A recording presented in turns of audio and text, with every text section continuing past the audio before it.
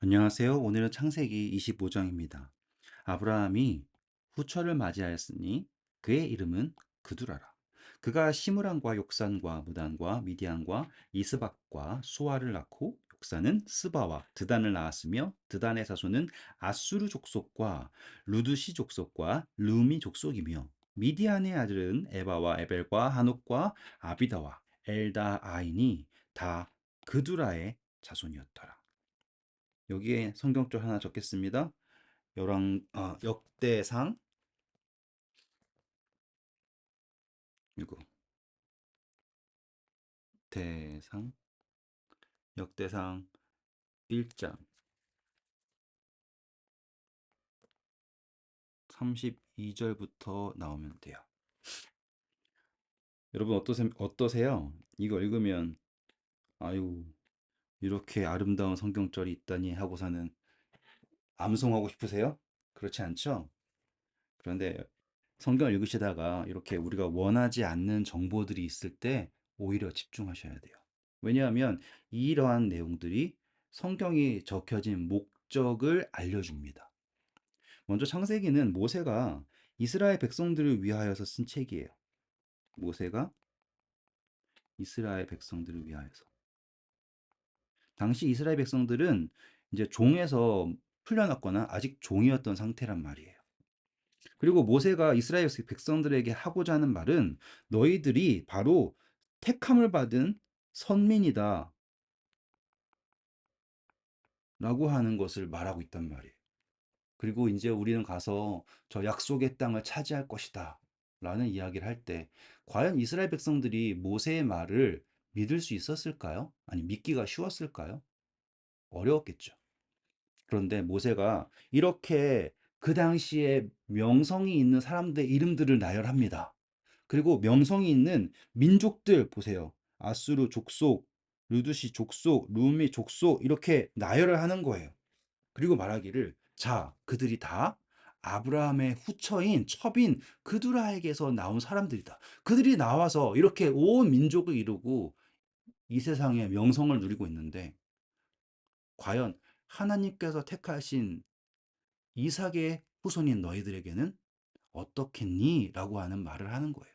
그래서 5절 보시면 아브라함이 이삭에게 자기의 모든 소유를 주었다. 강조를 딱 하는 거예요. 멋지죠? 그러니 묵상을 할 때 이러한 생각을 그러니까 이러한 것을 염두하고 묵상하는 것은 우리에게 큰 도움이 됩니다.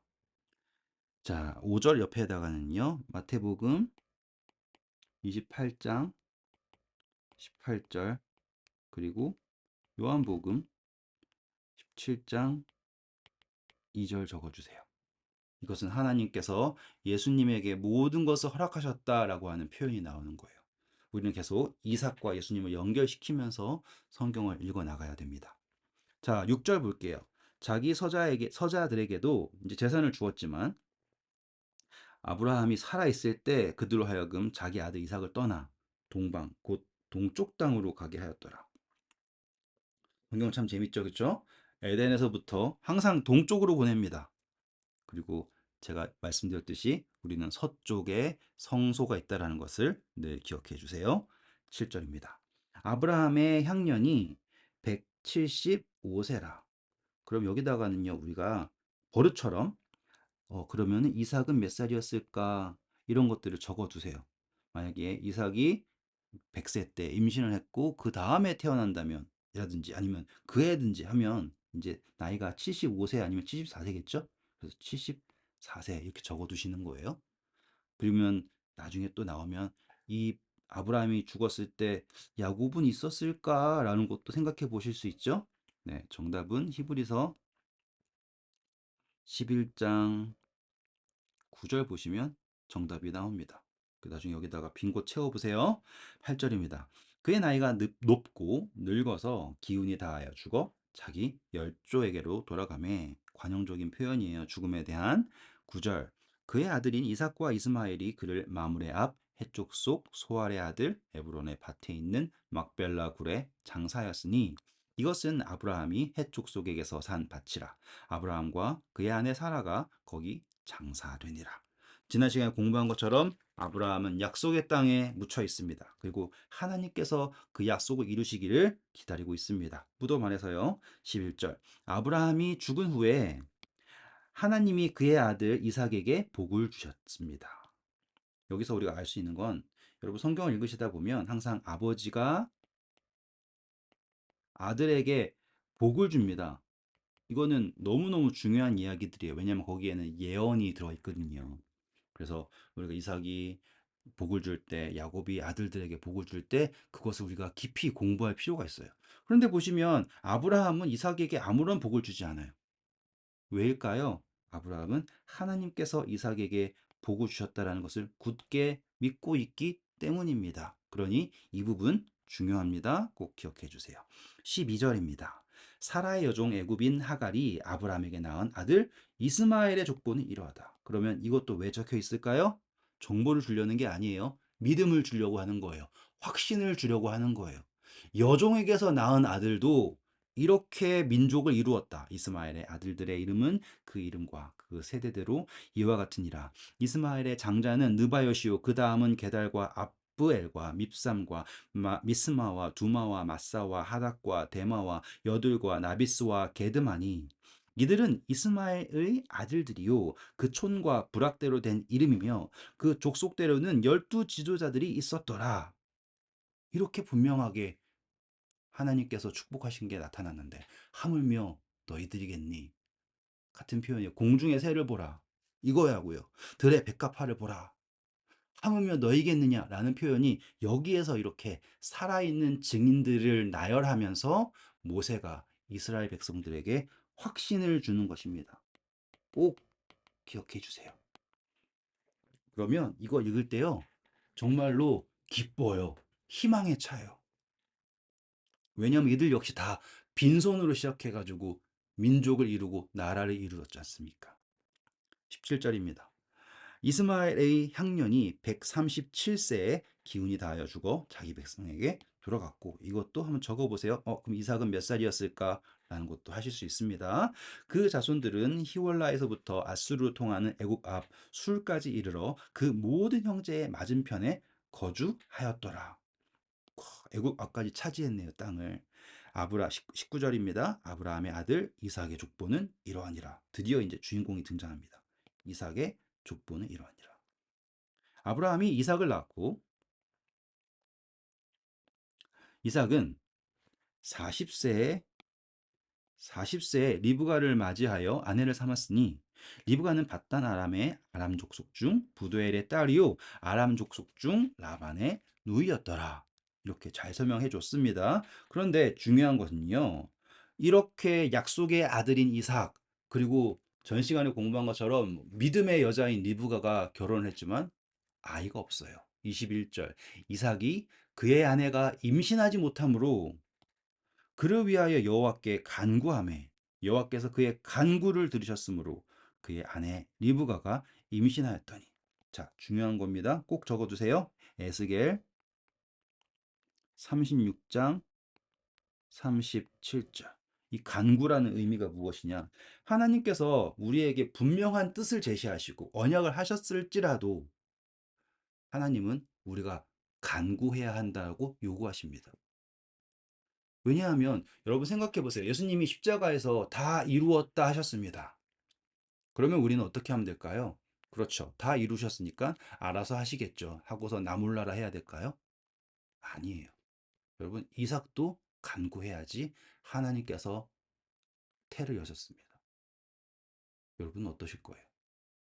자, 22절. 그 아들들이 그의 태 속에서 서로 싸우는지라. 신기한 일이죠. 아이들이 싸운대요. 어떻게 싸웠을지 모르지만 아무튼 그가 이르되 이럴 경우에 내가 어찌할꼬 하여 여호와께 묻자온대. 자, 23절입니다. 여호와께서 그에게 이르시되 두 국민이 내 태중에 있구나. 두 민족이 내 벽중에서부터 나누이리라.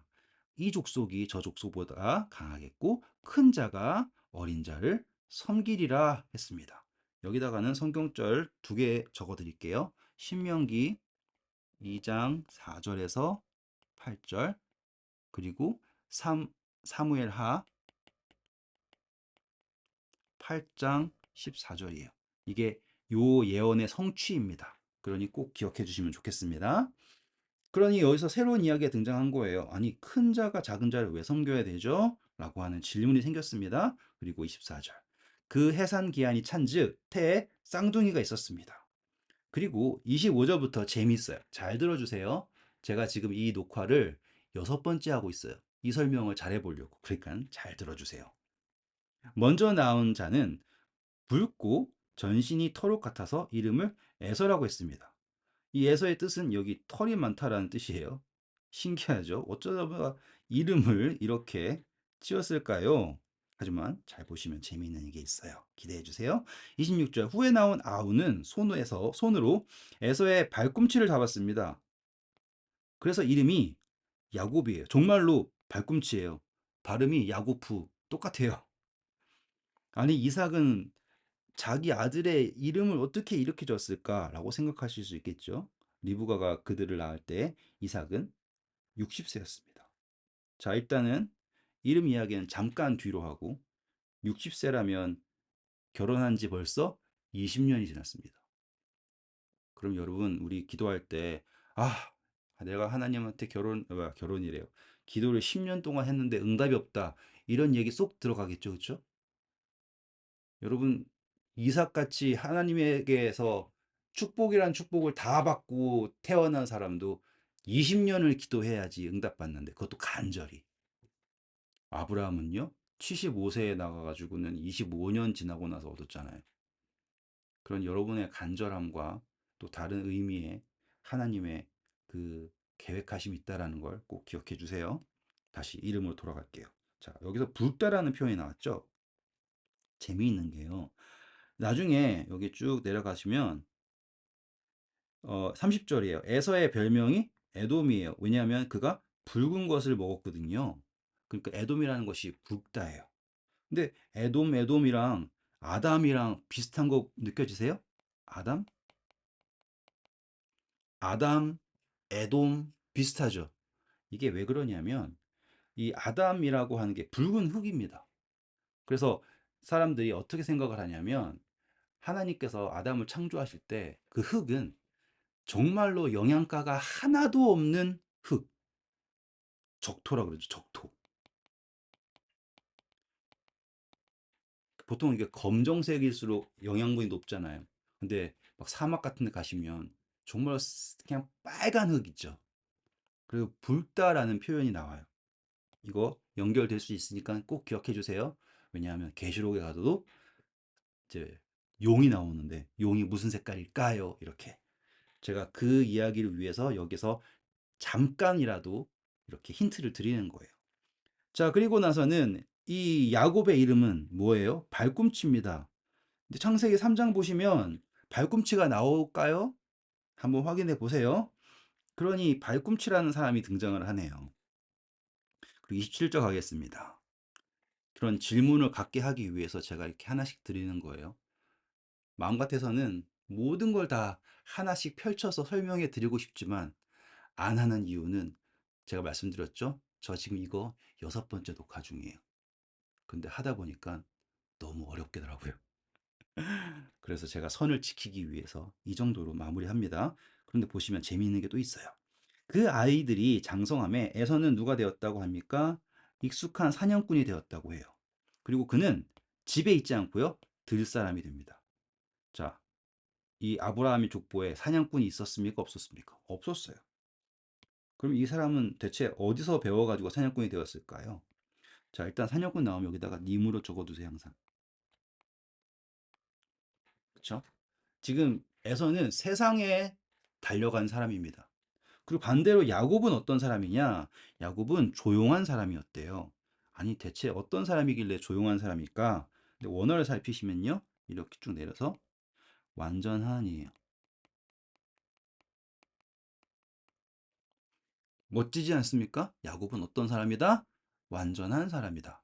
그리고 님롯이래. 에서는요, 여기 사냥꾼이라고 하는데 표현이 뭐라고 나오냐면 남자다라고 나와요. 그러니 에서는 남자가 되었고요. 세상에 속한 남자가 되었고요.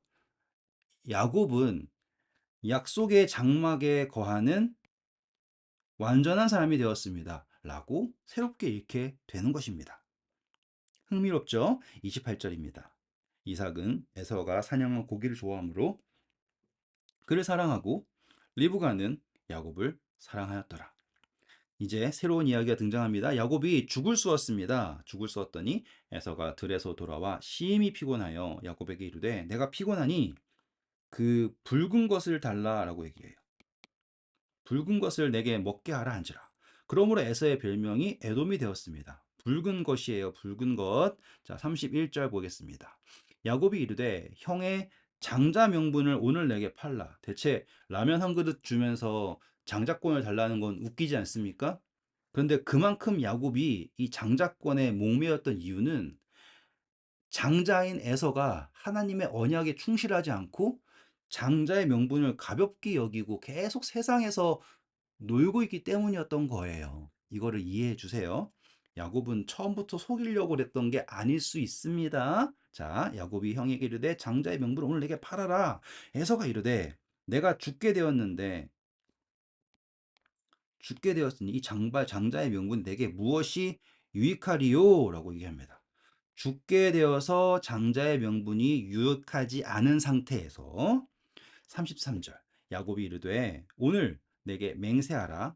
에서가 맹세하고 장자의 명분을 야곱에게 팔았습니다. 명분을 자 장자의 명분 팔 수 있어요 없어요? 제가 동생이 3명이나 있습니다. 근데 동생한테 돈 바꿔서 제 장자권을 팔 수 있을까요? 판다고 믿어줄까요 사람들이? 아니죠. 근데 여기에는 어떤 의미가 있냐면 34절 야곱이 잘 보세요. 떡과 팥죽을 에서에게 주매 에서가 먹으며 마시고 일어나 갔으니 에서가 장자의 명분을 가볍게 여김이었더라. 어떻게 했다고 나와요? 먹었고요, 마셨고요. 저 이번에는 실패하고 싶지가 않아요. 그래서 여기서 마무리 지을 겁니다. 떡은 떡이고요. 한국말로 떡이에요. 하지만 영어로는 빵이겠죠. 팥죽에다가 여기다가 붉은 것 적으세요.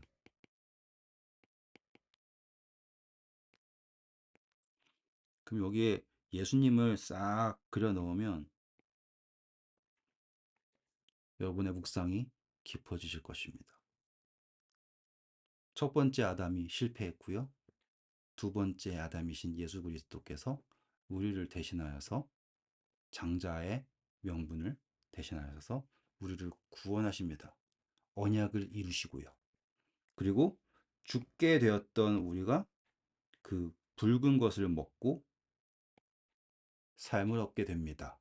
라고 하는 어떠한 그림이 보이시면 성경이 재밌어지시기 시작할 것입니다. 오늘도 수고하셨고요. 좋은 하루 되세요. 감사합니다.